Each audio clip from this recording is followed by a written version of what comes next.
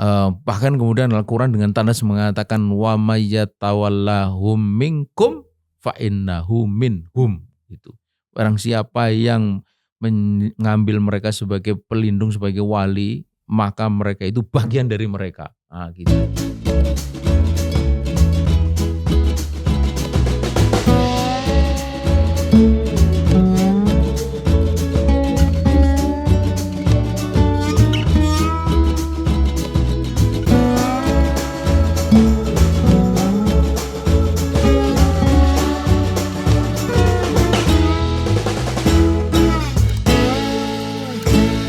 Bismillahirrahmanirrahim. Assalamualaikum warahmatullahi wabarakatuh.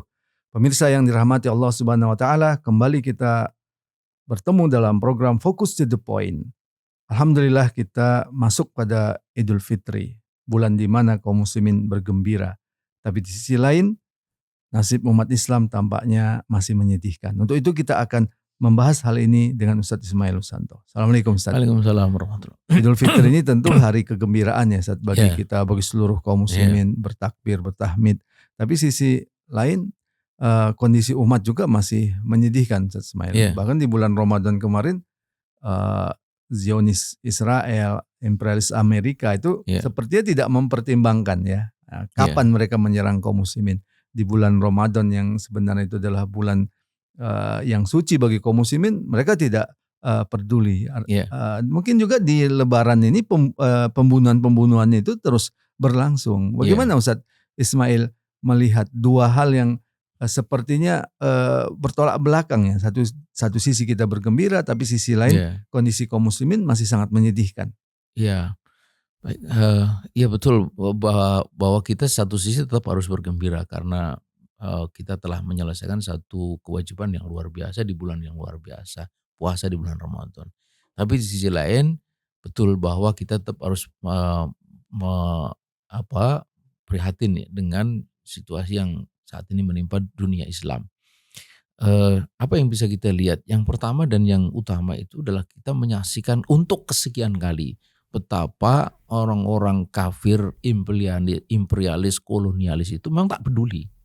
Tak peduli dengan semua nilai-nilai yang selama ini mereka coba sebarkan, mereka dengung-dengungkan apa yang disebut hak asasi manusia, apa yang disebut keadilan, apa yang disebut penghormatan, apa yang disebut dengan respect, apa yang disebut segala toleransi agama, toleransi agama, segala itu semua omong kosong. Buktinya ya yang terjadi terakhir ini itu. Coba atas hak apa dia itu dengan mudahnya membunuh kepala negara lain. Sebelumnya menculik Presiden Venezuela Maduro. Kemarin membunuh pemimpin tertinggi Iran, bahkan berikut dengan keluarganya. Termasuk 160 siswi madrasah. Madrasah. Coba apa gitu. Di mana semua nilai-nilai yang mereka dengang-dengungkan selama ini. Ini penting sekali untuk kita ini sampai kepada keinsafan gitu.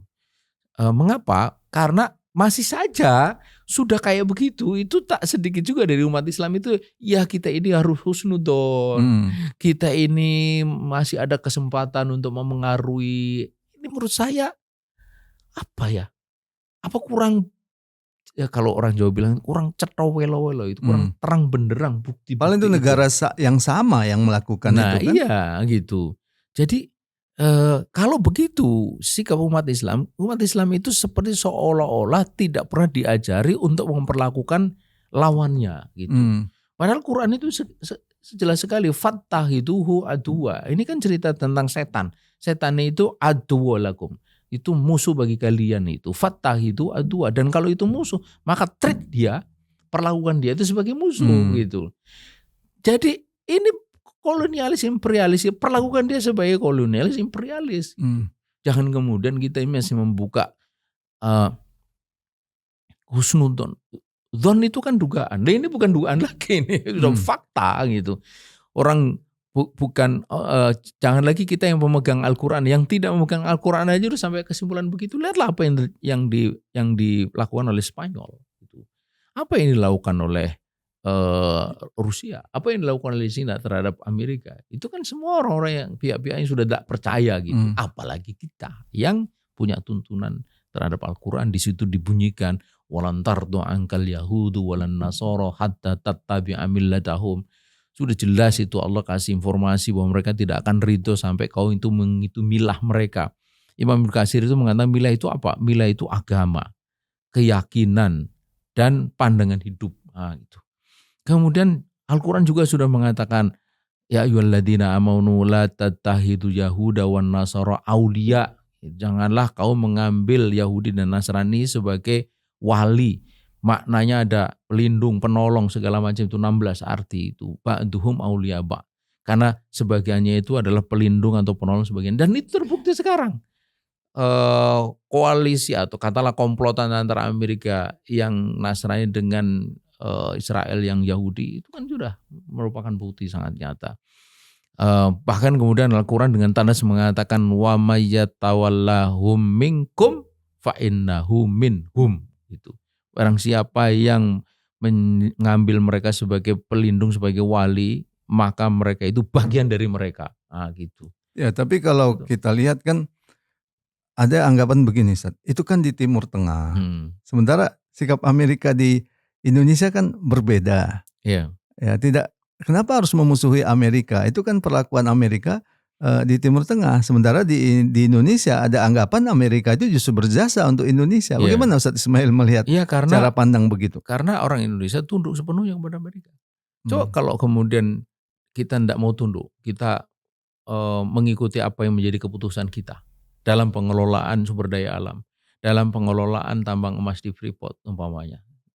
Jangan kita sebut Freeport lah, tambang emas di Irian. Coba kalau kita mau atur sendiri menurut ketentuan kita sendiri, pasti tidak akan terjadi seperti ini. Gitu. Dan itu sudah terbukti kan, semua mereka-mereka yang dulunya itu adalah agen Amerika, begitu sudah tidak favorable bagi kepentingan Amerika, jatuhkan. Kurang bukti apa? Ada Marcos di Filipina. Marcos itu jelas sekali itu. Dia bonekanya Amerika, jatuhkan dia. Saddam Hussein kurang apa? Ya. Kemudian apalagi Noriega di Panama, itu begitu juga, itu agen CIA sebelum jatuhkan juga, dan banyak lagi. Ya, persoalan umat Islam itu kan banyak ya Ustaz Ismail, bukan hanya di Palestina, terjadi ada juga di Suriah, di Xinjiang atau Turkistan Timur ya, ada juga di Birma misalkan.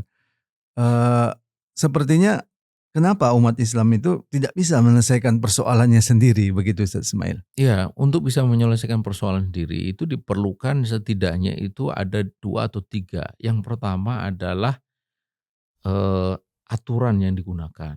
Yang kedua adalah pemimpin yang menggunakan aturan ini. Dan yang ketiga adalah kewenangan. Itu.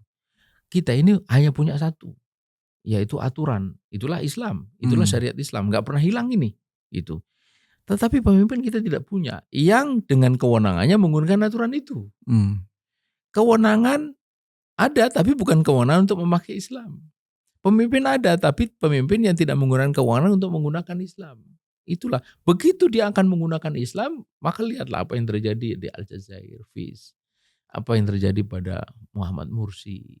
Apa yang terjadi pada banyak lagi contoh-contoh yang lain yang menunjukkan bahwa ketika tampak oleh mereka itu pemimpin ini hendak menggunakan Islam dalam kewenangan untuk menyelesaikan berbagai persoalan, langsung dihentikan di situ. Nah karena itulah, tapi kenapa kok kita tidak bisa melakukan? Karena kita lemah.